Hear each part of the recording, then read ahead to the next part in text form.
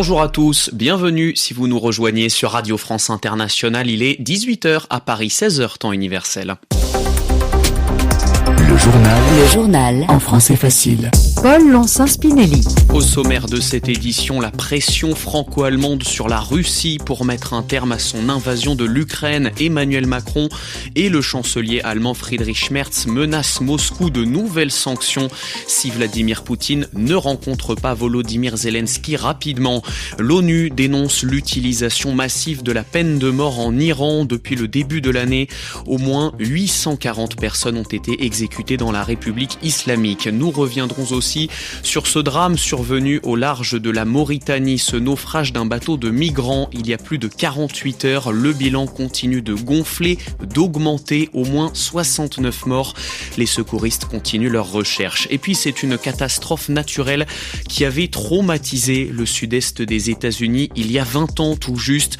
L'ouragan Katrina frappait alors les côtes de l'État de Louisiane et notamment la Nouvelle-Orléans. Il y avait eu 1800 morts. Depuis, la ville a dû trouver des solutions en cas de nouvelles tempêtes majeures.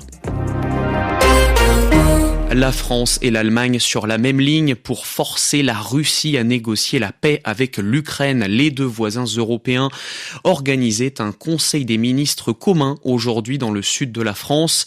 À la manœuvre, le chancelier allemand Friedrich Merz et le président français Emmanuel Macron qui a menacé d'appliquer de nouvelles sanctions européennes mais aussi américaines contre Moscou si Vladimir Poutine n'accepte pas rapidement de rencontrer son homologue ukrainien Volodymyr Zelensky. Je vais voir le président Zelensky. Si ça n'est pas tenu lundi, échéance qui avait été fixée par le président Trump, je crois qu'une fois encore, ça voudra dire que le président Poutine se sera joué du président Trump. Je pense que c'est pas une bonne chose. C'est pas une bonne chose pour nous tous, et donc ça ne peut pas rester sans réponse. Et donc, nous parlerons l'un et l'autre au président Trump dans le week-end. Nous verrons lundi ce qu'il en est. J'espère que cette réunion va se déclencher et se tiendra. J'espère que la réunion trilatérale se tiendra.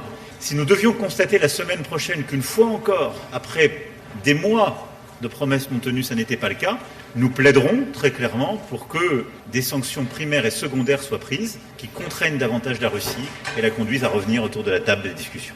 Les mots d'Emmanuel Macron, le président français, cet après-midi. Durant cette conférence de presse commune, le chancelier allemand Friedrich Merz a, lui, avoué que la guerre pouvait encore durer de nombreux mois, mais que les soutiens de l'Ukraine sont prêts à poursuivre leur aide. C'est une priorité de la France et de l'Allemagne. De son côté, la diplomatie russe a dénoncé aujourd'hui des insultes vulgaires, je cite, d'Emmanuel Macron, qui avait qualifié il y a quelques jours Vladimir Poutine d'ogre et de prédateur qui ne veut pas la paix. Le président russe qui discutera lundi à l'occasion d'une rencontre en Chine avec son homologue iranien Massoud Pezeshkian du programme nucléaire de Téhéran. La Russie avait dénoncé le mécanisme de retour des sanctions déclenchées hier par le Royaume-Uni, l'Allemagne et la France. Les trois pays estiment que l'Iran ne respecte pas ses engagements, ses promesses sur le dossier du nucléaire.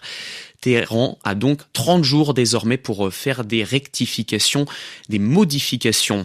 En Iran toujours, la situation des droits de l'homme est loin de s'améliorer. Au moins 841 personnes ont été exécutées, ont subi la peine de mort depuis le début de l'année d'après l'ONU. Les Nations Unies craignent même un bilan plus lourd en raison du manque de transparence, d'informations données par le régime iranien.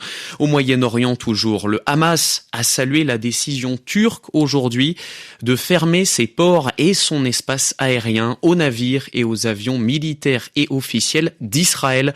Le groupe palestinien appelle à des mesures plus punitives, c'est-à-dire plus dures contre l'État hébreu.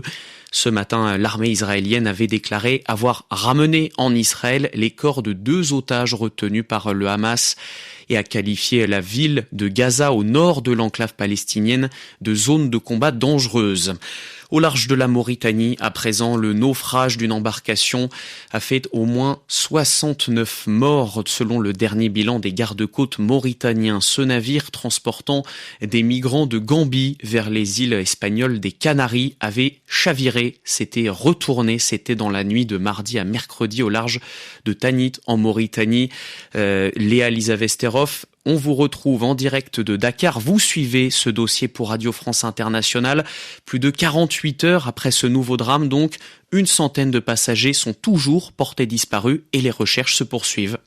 Oui, un patrouilleur, un gros bateau venu de Nouakchott, ainsi que 2 plus petites embarcations parties du port de Tanit à une 60aine de kilomètres au nord de la capitale circulent toujours en mer à la recherche de corps. Les 17 survivants du naufrage de leur pirogue, 11 Sénégalais et 6 Gambiens, ont survécu en nageant plus d'1 heure jusqu'à la plage mercredi soir. Selon ces rescapés, 160 personnes en tout voyageaient depuis 6 jours à bord de la pirogue après avoir quitté la Gambie et jusqu'à ce que leur moteur tombe en panne avant-hier. Contactés par téléphone, le passeur leur aurait envoyé une pirogue de secours venue de Mauritanie, mais une fois sur place, au moment de transférer le moteur défectueux, le moteur cassé, les passagers auraient paniqué. S'agrippant à la pirogue de sauvetage, ils auraient fait pencher, puis chavirer, c'est-à-dire retourner leur embarcation. Selon des sources mauritaniennes, le capitaine de bateau et la fameuse pirogue de sauvetage ont disparu dans la nature depuis. Et merci pour ces explications, Léa Lisa Vesterov en direct de Dakar pour RFI. La mairie de Marseille, dans le sud-est de la France, indignée, scandalisée par le démantèlement d'un camp de jeunes migrants en plein cœur de la ville. Les forces de l'ordre sont intervenues sans violence ce matin sur ordre de la préfecture du département des Bouches-du-Rhône. Ce groupe d'une 50aine de personnes était installé à Marseille depuis début juillet. Elles réclament un hébergement d'urgence et d'être reconnues comme des personnes mineures. Aux États-Unis, Donald Trump réduit encore le budget américain dédié à l'aide internationale. Le président américain a demandé au Congrès de supprimer une enveloppe de près de 5 milliards de dollars. Des programmes de développement et d'assistance internationale sont notamment concernés. Depuis son retour à la Maison-Blanche en janvier dernier, Donald Trump a déjà gelé, c'est-à-dire suspendu les fonds de l'USAID, l'agence américaine pour le développement international impliquée dans 120 pays partout sur la planète. Aux États-Unis, toujours des quartiers entiers noyés sous les eaux, des avenues totalement inondées et un bilan extrêmement meurtrier. Il y a 20 ans, jour pour jour, l'ouragan Katrina frappait les côtes de la Louisiane, faisant 1800 morts et des centaines de milliers de déplacés. La Nouvelle-Orléans, notamment, avait été ravagée à l'époque car elle se situe sous le niveau de la mer. Aujourd'hui, la grande ville est beaucoup mieux préparée et elle a trouvé des parades, des solutions, Raphaël Morand. Avec ses digues rehaussées et ses stations de pompage rénovées après l'ouragan Katrina, la Nouvelle-Orléans est mieux protégée face aux inondations cycloniques. Mais ces structures sont insuffisantes face à d'autres défis. L'affaissement des sols, la ville s'enfonce un peu plus chaque année, l'augmentation du niveau de la mer et les pluies torrentielles de plus en plus fréquentes. Alors les ingénieurs misent sur la nature, explique l'ingénieur civil Lewis Link de l'Université du Maryland. Au cœur de la ville, la Nouvelle-Orléans a déployé une série d'initiatives pour gérer l'eau, vivre avec elle, comme disent les Hollandais. Il s'agit de la stocker, de la laisser s'infiltrer avec l'aide de la végétation. C'est très efficace contre la menace des pluies torrentielles.